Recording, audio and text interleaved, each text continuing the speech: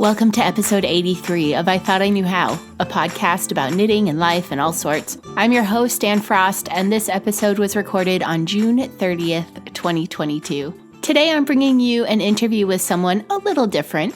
Devrie Metcalf is a designer of knitted toys and has a pair of books. One is a children's storybook, and the other is a book of patterns to knit the characters and objects from that book. It's a very clever idea, and I wanted to hear more from her about her inspiration and love of knitted toys. Be sure you listen all the way to the end for details about a giveaway from Devrie. Let's get started. First, I'd like to thank Allison, Rhonda, Teresa, and Nancy for coming on board as patrons of the podcast over on patreon.com/I Thought I Knew How. You guys keep the bills paid and are one of the ways that I stay motivated, so thank you for that. Patrons receive various benefits for supporting the show, including first dibs on tickets and items that I sell, thrice monthly online knitting get-togethers. Yes, I said it, thrice monthly. And small gifts from my travels, all depending on what level they sign up for. To learn more, visit patreon.com/I Thought I Knew How. I'd like to also thank Knit New Haven for sponsoring the podcast. Linda was just at H&H Americas, a major trade show for the handicraft businesses of North America. She posted some really great behind-the-scenes photos at the store's Instagram account, including some of the yarns and products that will be coming to Knit New Haven in the not-so-distant future. Be sure to follow them as at Knit New Haven on Instagram to see those pictures. Thanks as well to Morehouse Farm for sponsoring the show. Coming up in the Morehouse Merino flock group, we will be knitting Hitofude by Hiroku Fukatsu. This is a lovely swingy cardigan knit in fingering weight wool. It will be a low-key knit along through the rest of the summer. The pattern requires no sewing, features a very basic lace pattern, and has a flattering swingy silhouette. The suggested yarn is Morehouse Merino lace, which is actually a very lovely light fingering. Pop into the flock group and join in as we knit this together with on-demand help from Erin, instructive videos, and support from your fellow knitters. Erin started Hitofude as she was on the Macking Our Way Through Shetland tour back in May, and I've seen it finished, and it is lovely. I'm looking forward to knitting one myself over the next few months. It will be perfect for late summer through fall and as an extra layer indoors in winter. Learn more at morehousemerinoflock.com. Okay, everyone, if you are a member of the I Thought I Knew How Facebook group, you know that I post news articles about knitting and wool and other fibers just about daily. Searching for those articles is how I found my guest for today. Devrie Metcalf is a designer of knitted toys who wrote a duo of books for children and the knitters in their lives. The first is Joni's Magical Day at the Beach and is a beautifully illustrated picture book about a girl who finds a magical shell at the beach that turns her into a mermaid. She has an adventure with some new friends in the ocean and makes her way back home again. The other book is for the knitters, and it gives you patterns to knit Joni, her dolphin friend, the magical shell, and more, to allow the children in your life to carry on creating new adventures when the book is done. Devrie was on her local news station talking about her books, and I knew I wanted to have her on the show to get some more details. I'll link to their interview in the show notes so you can watch that later, but in the meantime, please enjoy this interview with knitted toy designer and author Devrie Metcalf. I always like to start by asking people how they started knitting. I actually had an amazing best friend my senior year of high school who came to school one day with this scarf that she had knit. And I had learned to crochet when I was 7. My aunt taught me, so I already knew how to crochet, but this was not crochet. And she said, I taught myself how to knit. And I was like, what? You have to teach me. And she goes, no, here, I'll just let you borrow my book. And so she let me borrow her book and I taught myself how to knit, but I didn't really do too much. I just knit straight lines and a little practicing with knit and purl and maybe some cables, but I really did not do anything significant until after my first kid was born. And then I was like, oh, I'm going to knit him baby socks and, all the things that you want to make for your kids when they're super little and the projects go really fast. That was about the time when I really started to delve into the techniques and different shapes and all the things that you can knit. I think you're probably the first person I've asked that question to who learned from a peer while they were young. That's very interesting. Yeah, it was just very, I was so happy. I mean, the two of us in college thought about selling scarves to help us get some money while we were in school. Yeah, it's quickly addictive and it's excellent procrastination. Yes, it sure is. So you mentioned that your interest in knitting specifically really picked up after you had your children. When did your interest turn to knitting toys? Well, I would say probably fairly early on. I started my very first major project outside of knitting straight lines was a pair of socks. And it was a whirlwind in techniques. And I thought it was just so much fun. And then after that, I did like sweaters for the kids. But then I bought a Susan B. Anderson book of like the knitted toys. And it really started a love for, and I'll be honest, I think I was probably 5 or 6, my grandmother gave me this doll that was crocheted that she had made with the plastic face and the little bottle that sticks to the plastic hand. And it was attached to the blanket so you could wrap the baby in it. And I still have it. And my daughter played with it. And so I just was so excited to make things for them that they could keep. And I had already been sewing. I sewed most of their clothes and I was sewing toys for them. And I mean, you name it, I was making it, Halloween costumes. And so for knitting, to me, it was like, oh, now I can knit them a little doll or a little toy. And it just created this just love to want to make anything that they wanted. What kind of animal do you want? What kind of toy? Let's go pick out the yarn. You pick it out and let's make it for you. Were they ever able to stump you with the creation they wanted? Not really. Sometimes I'd have to like, are you sure that's what you want? But even now, I made this little rabbit, this pattern for a rabbit. And my daughter was like, I want a giant one. Can you make it with this chunky fat yarn?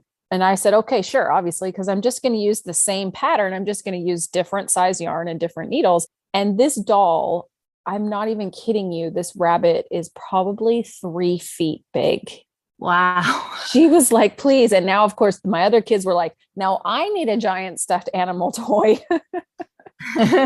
And so they have always just challenged me in ways for their birthdays. If they wanted a birthday cake that was a frog, like it looked like a real frog, that's what they got as best as I could do it. If they wanted to be something crazy for Halloween, I did the best to just make them happy. That's fantastic. Yeah, they can really keep you on your toes and keep you using your creative juices, right? Oh, for sure. They are the best challenges that I have. So I wanted to have you on because I heard about this book pairing that you created called Knitting for Playtime, Treasures of the Ocean, and Joni's Magical Day at the Beach.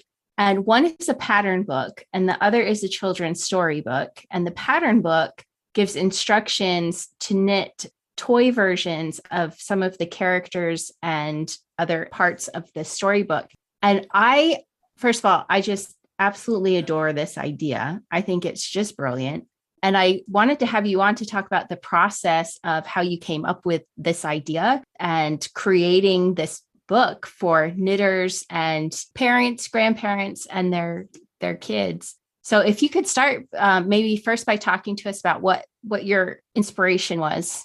Well, when my kids were younger, we got the Imagination Library books. And so every night before bed, we would let the kids, and I have 4 children, we would let them pick a book and we would read it together. And it was a really nice family time reading the books.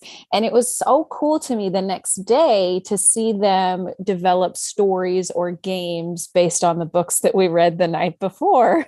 They did it a lot with movies and books, but it was just really fun to watch them take their own spin on it. And I started to think, about my grandmother and this doll that she made for me and how much I loved it and adored it. And I wanted something like that for everyone. I wanted to kind of create an opportunity for people to make those memories and those moments, because in our world, they're kind of fleeting. Being able to have those memories and those moments. And my daughter wanted a mermaid. She wanted me to knit a mermaid for her. And I said, okay, well, we started coming up with the story. One time I knitted her this pony, and she didn't want a pony from My Little Pony. She wanted her own pony. And so she would name it and then come up with a backstory for this pony. And so when I said, okay, I'll knit you this mermaid, what is going to be her name? What's she going to do? And we kind of started to create the backstory for this doll that I wanted to knit for her. And I was like, why isn't this a thing? Why don't we just make a book for you? And then, of course, all of my children were like, well, what about me? So all of my kids have their story. They have we have the knitted items that I would make for each one of their stories. And so it just kind of created on its own, just out of, our trying to be imaginative and have fun with the things that I was making for them. Do your children feel like co-authors in that way? Do they have that? That sense? I think so. I try to have their input as much as possible. So I have 3 boys and a daughter. And so my other boys, I try to, all of them really, when I created the stories for them, tried to think about their personalities and what a fun cartoon character of them would be like. And Joni is obsessed with dolphins and the ocean, and she wants to be specifically a dolphin vet. And so that's a bigger part of where the book came from, is just her love of water animals and things like that. And so I think they all feel very connected to the stories, because a lot of them, they're helping me create them. Could you tell me about the books themselves? So it's actually 2 books rather than 1 book. So how are they different from one another? One book will be the children's book that has the story of Joni, and it's got beautiful illustrations, and it goes through a day of her having fun at the beach and what, she gets herself mixed up in or has a fun adventure doing. And then the knitting book is instructions to create the characters. There's Joni with a removable mermaid tail. There's a sandcastle with a bucket and a shovel, a picnic blanket. And then there is a dolphin and a shell that is actually the magical shell that turns Joni into a mermaid to send her out into the water to meet this new dolphin friend. I am flipping through the pattern book right now, and it's so clearly written. You get line by line instructions, but the thing that I really love, because I think a lot of people are nervous to knit a toy because the idea of 3D knitting makes them nervous. What I love is that when it gets tricky, you have photos that make it very clear. I am obsessed with photo tutorials. And I think it's partly because of my fear of getting on YouTube and doing like visual video photos. I try. I mean, I have a YouTube channel, so I do my best, but it makes me nervous. And so when I create my patterns, I really, really, really want my customers to be able to recreate what they see. I want them to have fun and successful with it, because if they are like frustrated or they're feeling like this is never going to look like this picture, then it's going to discourage them from ever wanting to knit. And that is like my biggest worry. And so I try really hard to take pictures every step of the process that I feel like, okay, if I can't explain this very well in words, it needs to have a picture. Or if I feel like this could be maybe, somebody might be a little confused, it needs to have a picture. Yeah. I mean, just looking at, for instance, the information on sewing Joni together, the main character together, you have beautiful guides on getting the eye placement right. And then also on how to attach the body, the arms, and the head so that they all, are lined up properly and look right. Yes. I love that. And I am this is like my biggest pet peeve of knitting when it comes to toys, even when it comes to sweaters, anything. I hate the sewing afterwards. I hate spending so much time knitting something, and then I got to spend another hour and a half to sew it together. And it just, I hate doing it so much. And so anytime I create a pattern, my brain is first thinking, how can I combine these so that there is the least possible amount of sewing afterwards that you could do to get this together? Because I just hate it. And I hate sewing the tiny little pieces. And then you've got like pieces everywhere. It really like is one of those things where I'm like, no, there's got to be an easier way to do this. This is so helpful. So fantastic. I'm just so impressed by this. And I have to say, I just absolutely love the bucket and pail. Isn't it so cute? They're so cute. They're absolutely adorable. My niece is constantly, when she comes over, I pull all my knitted things off the shelf. And that's one of the first things she goes to is that bucket and that shovel. And she wants to like try to shovel things into the bucket with it. Yeah, that little shovel is so adorable. What has the response been like to the books? I have gotten a lot of positive responses. Everyone loves the idea. Everyone that I talk to is amazed. They amazed with it. They think it's a brilliant idea. It's been a great positive feedback there. I wish that there were more people who, I think that the hesitation, like you said, to make small things sometimes is what keeps people from wanting to try it. And I'm hoping that people kind of maybe buy one of my patterns and, my smaller patterns to try it and then want to invest in the book or go ahead and try the book. Because like I said, I've got plans for more. My boys are like, okay, it's our turn. And so I'm like, we got to sell this book so we can go to the next one and get started on the next story. But everyone I talk to loves the idea, and it's such a good response. It's a feeling, because you always want to create something that's new, something that inspires someone and something that helps them want to try something new. And so it's nice to hear that people think this is a project that they can do that with. I think a lot of knitters are very nervous about knitting toys. They're nervous about the 3D and they're nervous about the sewing. But again, like, your patterns are so clear. The instructions are so clear. They're not overly complicated in their construction. This, I think, would actually be a really good place for people to get a start with. Oh, I think people would be surprised to learn how, if you like, when I have someone who asks me, I'm learning to knit, what is a good project? The first thing I tell them is, you know what, go look at one of my toys. You want to learn all kinds of techniques in these toys. You're going to learn in the round. You're going to learn to do short rows, like a heel for a sock. You're going to learn all kinds of techniques.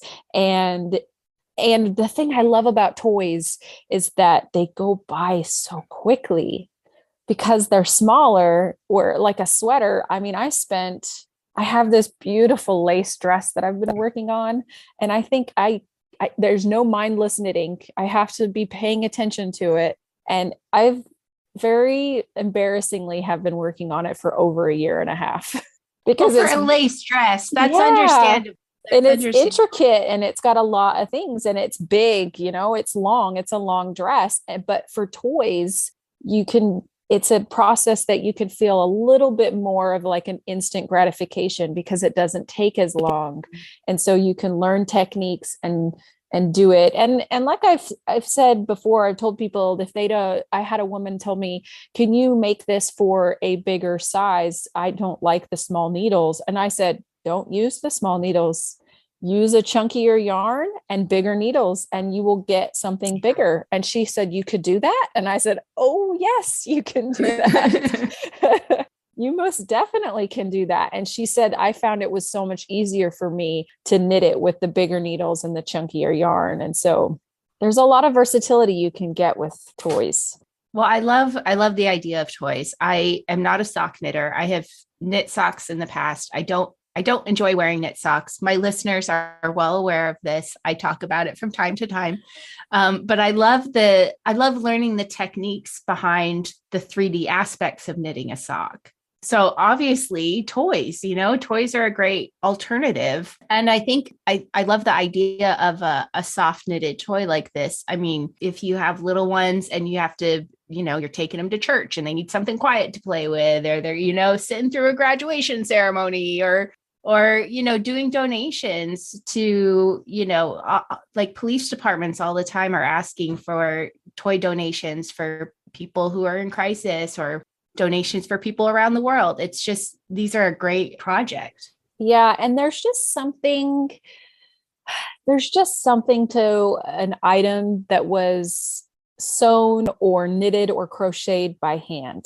There's just something about it. The level of just, you instantly want to hold on to that forever. You instantly want to take care of it, and just because I don't know, it's almost like the toy exudes that energy of, I was made with love. I was made with care. And I love making toys out of cotton. I love cotton yarn for toys because you can clean it and take care of it, and it always looks better. But I've also knitted with wool really big and then felted it down, and it became something, it became this thick fabric that this toy doesn't look knitted, but it is knitted. And so there's just so many possibilities when you're creating toys.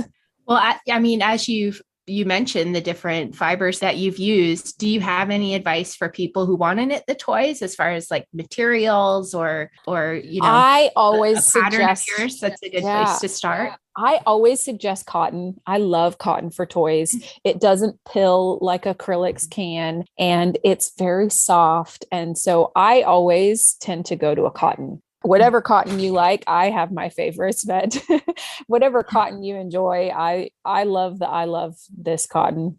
So I'm always going there. I have a lot of fun patterns in my Etsy shop. I have I would say some simpler ones, but some easier ones. There's like a little dinosaur. It's a really cute one to knit. It's got more pieces, but they're all simple. So most of my toys that I've created all have a very similar basic design. The body shape with the arms and the legs are all very similar. And I do that on purpose. I do that so that the person can spend more time on the details.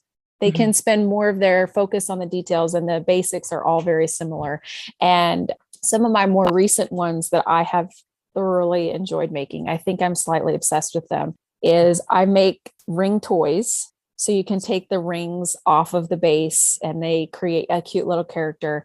And then the snugglers, I've started making those too. But I would say my most favorite is probably this cow farmer ring toy. Stacking ring toy is got to be one of my most favorite. The head is the top, and then the second ring has the arms attached to it. And then there's two more rings. But when you put them all together, he is wearing the cutest little pair of overalls that cross in the back with his cute little tail. He's so one of my absolute favorites, I have to say. I don't think you could go wrong with the bunny rabbit. That's another really adorable one that I've made. I did make this adorable little doll for my niece for her birthday one year. And my sister was like, can you make it look exactly like her and have a hoodie or like a little jacket? And I'm going to make the jacket look exactly like the jacket that she had. And it was this adorable little sweater for this doll with a unicorn horn on it with ears and then a little mane. And she made a sweater to match it exactly. So on her birthday, she opened the sweater and the doll that looked just like her in her pair of like red Chuck Taylors. Oh, and it was like it had little freckles on it and it had braids. And it was so much fun to create that toy. Oh, I love that. I love that. Yeah. And I mean, you could do that. You could take the pattern for Joni and, make it look like one of your own kids or one of your grandkids with very little effort. Where can people find your patterns and the book if they are wanting to order this and give it a try? So right now, the book is in my Etsy shop. There is another website that is just starting called Fibrocity, and it's starting to gather a good collection of knitting patterns. And my book will be available there. But for right now, it's in my Etsy shop, and it's Made by Devrie on Etsy. I'm Made by Devrie everywhere. Instagram, YouTube, anywhere. That's Made by Devrie. You mentioned Instagram. You have some really fun reels up there, sort of stop motion assembly of the toys and things. They're very cute. Yeah, I try as hard as I can to get people interested in knitting toys. And I feel like if they can see the cutest little video, they're like, oh, I have to make that. Even if it's not with my patterns, even if they go find another pattern somewhere else, I just am trying hard to get people to just want to just knit toys all day. Excellent. Well, Devrie, thank you so much for your time today. Thank you so much for having me. Thank you again to Devrie for taking the time to give us the scoop on her inspiration for the books and her love of knitted toys. The books are available as a set on her Etsy page, and she can be found on Instagram, Facebook, and YouTube. I will have the links to all of those in the show notes, but you can also go to those spots and search for Made by Devrie, and she'll turn up. I encourage you to pop over to her Etsy store and order the books because I am eager to see what she and her kids have come up with for the next one. But also, if you just hang on for another minute or two, I'll tell you about a giveaway from Devrie.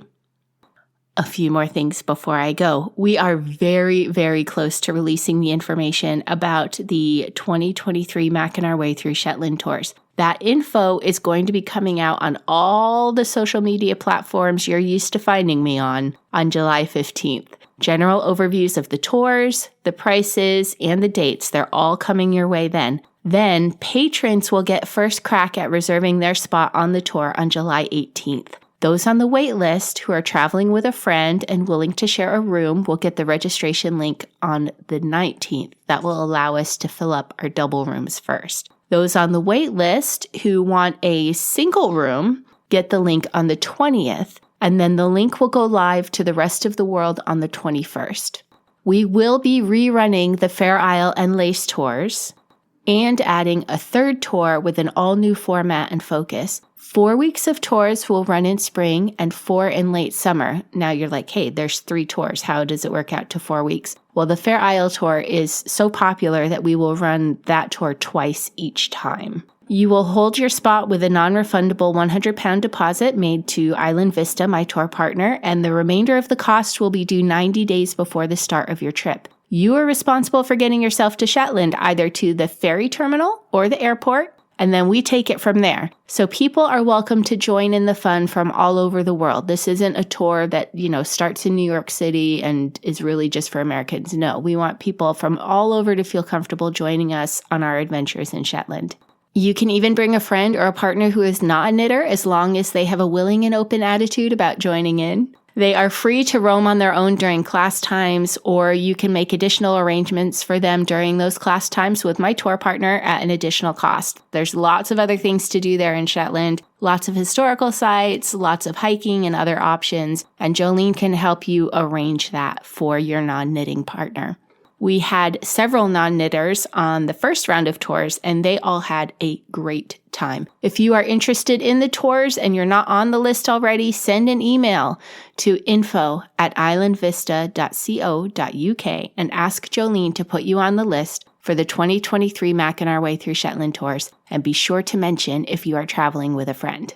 Okay, I promised you a giveaway, and I'm going to tell you about the giveaway. Devrie has very kindly offered to send one listener anywhere in the world a copy of Joni's Magical Day at the Beach and Knitting for Playtime. To enter, you will need an Instagram account. Find the post on my wall talking about the giveaway and like it. It should go live 30 minutes after this episode releases, which means about 9:30 Eastern Time on July 4th, 2022. Make sure you are following my account, and also follow Devrie at @MadeByDevrie. Like the post, follow both of us to be entered in the giveaway. For additional entries, you may tag one friend each in up to 4 comments. Now, I mean that. Please don't be spamming that post with all of your knitting friends. You can have up to 4 extra entries, one friend in each of 4 comments. Devrie is happy to mail the prize worldwide, so you overseas listeners, be sure to enter. I will pick a winner using a random number generator on Friday, July 8th at noon Eastern, and contact the winner on Instagram, so be sure to check your DMs. Thanks again to Devrie for offering the giveaway, and good luck to everyone. I will be back in a few weeks with another interview. In the meantime, Thank you for listening and knitting with me for a bit. If you'd like to support the show, please visit patreon.com/I-thought-I-knew-how to make a monthly pledge. You may also consider making a purchase from one of our sponsors by visiting the website I-thought-I-knew-how.com and clicking the link at the top that says Be a Booster. While you are on the site, you can also find the show notes for each episode. Thank you ever so much to my patrons, to Knit New Haven, and to Morehouse Farm for sponsoring the podcast. Find me on my social media accounts as I Thought I Knew How, except on Twitter, where it's just Thought I Knew How. The groups on various platforms are all called I Thought I Knew How Podcast. Until next time, may you be blessed with stitches that never drop, yarn without joins, and plenty of time to knit.